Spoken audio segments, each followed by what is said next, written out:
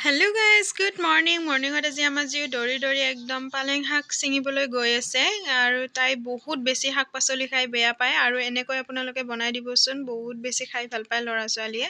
আৰু আজিয়ে খাব আমাৰ যি পালেং শাকৰ পিজ্জা আৰু এয়া ধনিয়া পালেং শাক আৰু গাজৰ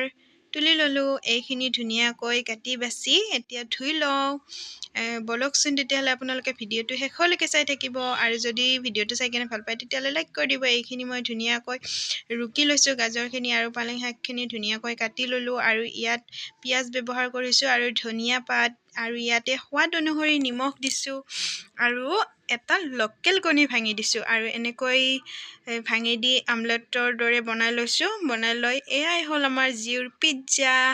আৰু আপোনালোকেও বাৰু এনেকৈ খাই চাবচোন বহুত বেছি টেষ্টি হয়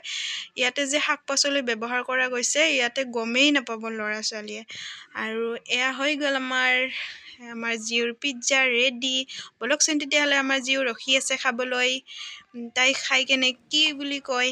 আপোনালোকে শুনিব এয়া আমাৰ জিউ খাবলৈ ৰেডি হৈ আছে পুৰা ধুনু কি খাবা মই পিজ্জা পিজ্জা খাইছোঁ আছোন কেনেকুৱা লাগিছে টেষ্টি চুপাৰ যদি ভিডিঅ'টো চাই কিনে ভাল পাইছে তেতিয়াহ'লে লাইক কৰি দিব আজিলৈ ইমানেই বাই বাই